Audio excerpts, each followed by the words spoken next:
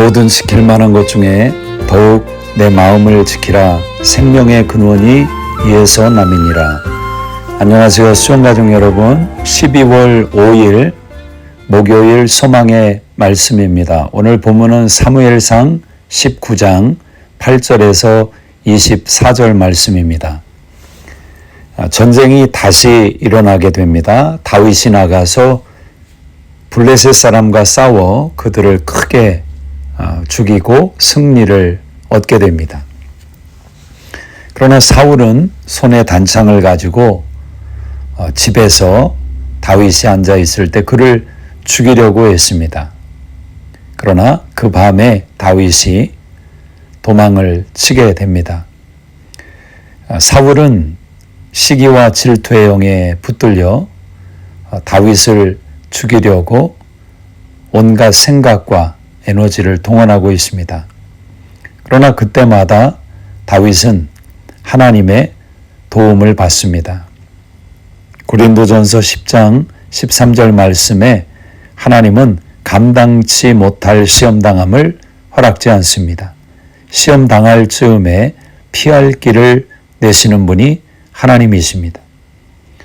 11절부터 17절에 보면 다윗의 집에 사울이 전령을 보내게 됩니다. 그의 딸 미갈에게 다윗을 죽일 것을 요구하는 것입니다. 미갈 입장에서는 아버지의 명령이지만 자신의 남편 아니겠습니까?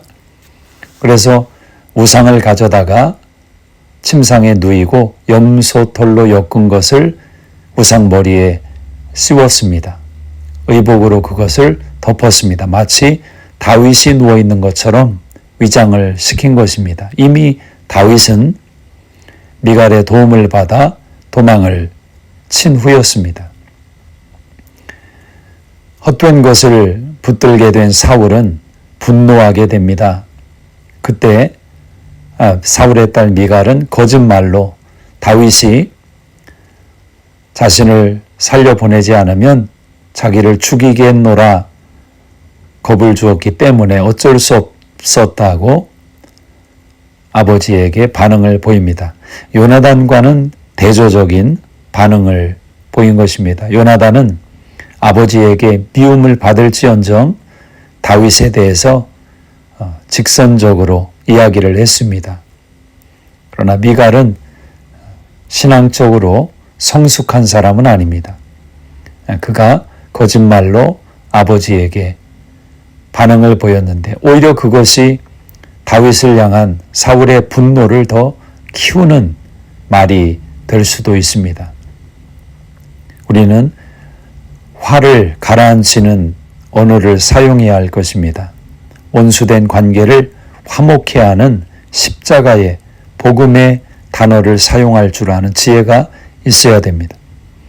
다윗이 사무엘이 있는 라마로 가게 됩니다. 가장 위급한 상황에서 다윗에게 생각난 사람은 하나님의 사람이었습니다. 기도하는 사람이었습니다. 사무엘을 찾았다라는 것은 다윗이 하나님을 찾았다라는 것입니다. 우리가 답답하고 길이 안 보이고 위경 가운데 빠졌을 때 우리의 도움이 되시는 길이 되시는 하나님께 나가야 할 것입니다. 다윗은 그곳에서 안전하게 거하게 됩니다.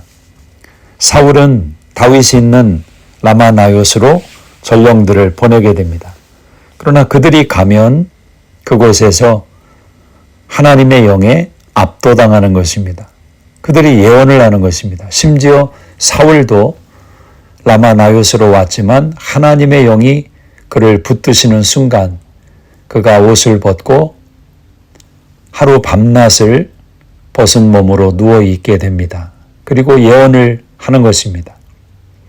하나님의 강력한 임재하심이 나타날 때 다윗을 죽이려고 했던 그들조차도 압도당하는 상태에 놓이게 되는 것입니다. 우리가 거하는 장소가 우리들의 가정이 라마나요처럼 하나님의 말씀이 있고 기도가 있고 하나님의 임재하심이 가득한 복된 장수가 되기를 간절히 소망합니다. 하나님 아버지 감사합니다.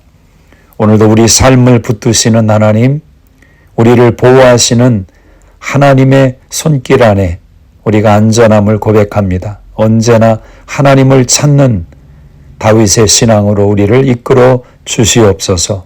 예수님의 이름으로 기도드리옵나이다. 아멘. 오늘도 참 좋은 날입니다. 하나님이 여러분과 함께 하십니다. 오늘도 믿음 안에서 항상 기뻐하고 쉬지 말고 기도하고 범사에 감사하는 승리의 한 날 되시기를 주의 이름으로 축복합니다. 하나님이 함께 하시는 여러분은 형통한 인생이십니다.